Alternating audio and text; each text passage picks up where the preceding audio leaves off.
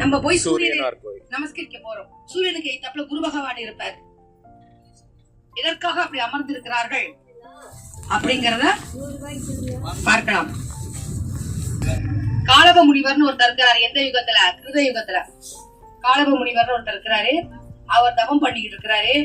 எல்லாருக்கும் ஒரு ஞானம் வருது இல்ல, மூலிகை பண்ற ஞானம், தங்கம் பண்ற ஞானம். நம்ம இவருக்கு வித்தியாசமான ஞானம் வருது. என்ன ஞானம் வருது? முக்காலத்தையும் உணரக்கூடிய ஞானம். சொன்ன மறைத்தவர்கள் தெரிஞ்சு போகுது. போன யுகத்துல எப்படி இருந்தா இந்த யுகத்துல எப்படிதான் தெரிஞ்சு போகுது. உடனே எல்லாத்தையும் கூப்பிட்டு, ஐயா நீ போன ஜென்மத்துல இப்படி பண்ணியா, அடுத்த ஜென்மத்துல இப்படி ஆக போறியான்னு இன்டிமேஷன் கொடுக்கலாமா? கொடுத்துட்டாரு. பிரம்மா பாக்குறாரு, மறைச்சுதானே எழுதியிருக்கேன், நீ ஏன்டா சொன்ன அப்படின்னு காலதேவன் அனுப்பி அவன் என்னன்னு கேளுங்கிற. இவர் போய் கேக்குறாரு.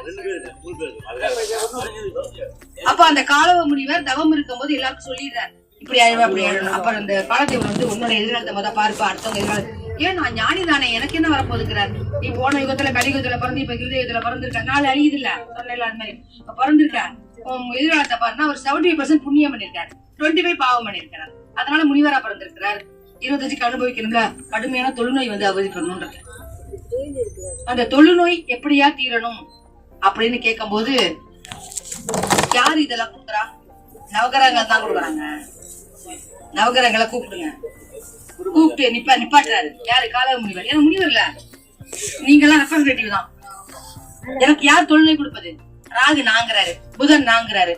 யாரு எனக்கு நோய் கொடுக்க கூடாது, நான் முனிவர் சொல்றதை கேளுங்க. பிரம்மா பாக்குறாரு, நீ முனிவரா இருந்து ஆர்டர் கொடுவியா? இறங்கி வந்துட்டாரு, சாபம் கொடுத்துட்டாரு. என்ன கொடுத்துறாரு? 9 கிரகங்களும் தொழுநோய் வந்து அனுபவிங்க. கால முனிவர் கொடுக்கல, நீ தானே நீக்கும் உரிமை உனக்கு கொடுக்கல, உனக்கு அனுபவிக்க தானே சொல்லி கொடுத்துருக்கேன். ஆனா நீ நீக்கிட்ட. நீ என்ன கடவுளா? நீ ரெப்ரசன்டேட்டிவ் தான். பட் ஆக்ட் செய்யலாம், ரெப்ரசன்ட் செய்யலாமா? தப்பு பண்ணிட்ட. சோ அனைவரும் தொழுநோய் வந்து கஷ்டப்படுங்க. அந்த தொழுநோய் வந்து அந்த நவகிரகம் இருக்கு இல்லையா, அவர்களாம் தவம் இருந்த இடம் தேடும். சூரியன் எங்க இருக்கிறார் கேக்குறாரு, என்னப்பா எனக்கு எப்படிப்பா இந்த தொழுநோய் போகும்னு கேட்கும் போது, சிவபெருமானை நோக்கி தவம் இருங்கள், அவர் தான் உங்களுக்கு ஆதி, அவரோட ரெப்ரசன்டேட் தான் நீங்க, அங்க தவம் இருங்க.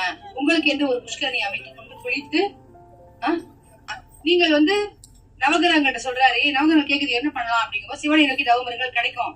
நோய் போகணும்னா எருக்க இலையில சுட சுட சாதத்தை போட்டு உப்பு இல்லாம தயிரை ஊத்தி ஒருவேளை மட்டும் சாப்பிட்டு குளிச்சு சிவபெருமானை கும்பிடுங்க.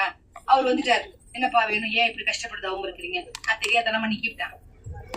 கால முனிவருக்கு அவர் பிரம்ம சாபம், பிரம்ம சாபம் ஒன்றும் செய்ய முடியாது. இருந்தாலும் நீங்கள் ஒவ்வொரு இடத்துல இங்க தவம் பண்ணதுனால நான் அருள் பண்றேன், உங்களுக்கு நீக்கும் உரிமை கிடையாது, தாங்கும் வல்லமையை கொடுக்கலாம்ங்கிறாரு.